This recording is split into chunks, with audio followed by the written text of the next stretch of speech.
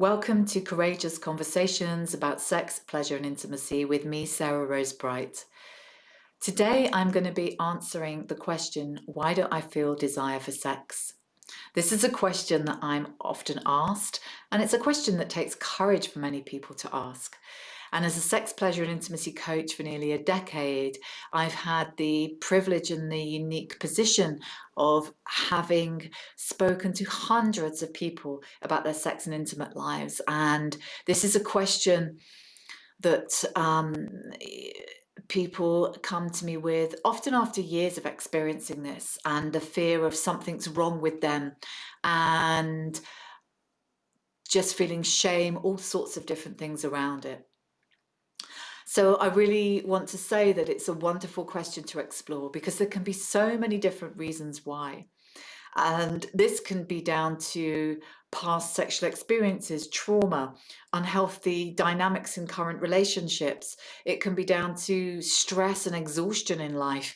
There just can be a huge number of reasons. Indeed, I was talking to a couple the other week and they'd had a number of bereavements in their lives and were wondering why they didn't desire sex at that time. And so many different things can impact it. And I also think it's really important to just mention the difference between conditioned sexual desire and authentic sexual desire. So when I say conditioned desire, is what I mean by that is how we expect our desire should look versus what is truly desirable for us.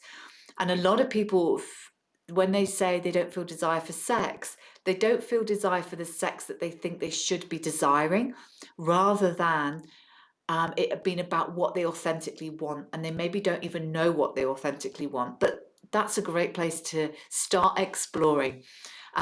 Because I work with many adults who don't know what they want for many, many different reasons, and I'll explore that in some more videos. So today I'm going to share with you the most significant reason I feel that is really important to share around this, and especially for the women that I work with. And this is the myth that our sexual desire should just happen spontaneously, that sex should just happen spontaneously. And if it doesn't, there's something wrong with us. Now, there's a wonderful book by a sexologist called Emily Nagoski called Come As You Are, and it's about the science of sex. And in this, she talks about two main types of desire. And it's really can be a game changer understanding this for many, many women especially. And the two types are spontaneous desire and responsive desire. Now, spontaneous desire is where you just want sex. There's a thought, a look, a feeling, sex. You just feel that sexual desire. And when I mean sex in the broadest of sense of any sexual activity. And that could be very different for different people. And I'm not just talking about penetration of any kind. Now, in this book, Emily Nagoski describes that for men, 75% of men, this research suggests, have this spontaneous desire. And because this is so common in men, this has become the mythical gold standard of what sexual desire should look like. So much research about how sex should be has been done over the years through the lens of men and then applied to women. But actually, men and we're all different. It's, let's even take gender out of the equation. We're all unique human beings. And so it's really, it's about exploring what feels true for us with all of this. And this research, coming back to this research, says that 75% of men is spontaneous desire, 5% of men responsive, and 20% of men are a mix of the two. So responsive sexual desire means I need to have something to respond to for my desire to be activated. So it might be that I respond to having a lovely massage. It might be I respond to taking time, having a sleep because I'm exhausted. It might be I respond to having a really great intimate conversation, or it might be I respond to this type of sexual pleasure and arousal, and it might be uh, flirting, whatever it is, with my and so when it comes to women, 15% of women are spontaneous, 30% are responsive, and 50% are a mix of the two. And the research suggests that only 6% lack any type of desire. It's just that a lot of the women are responsive. So it's not about having to fix yourself, because there's nothing wrong, there's nothing broken.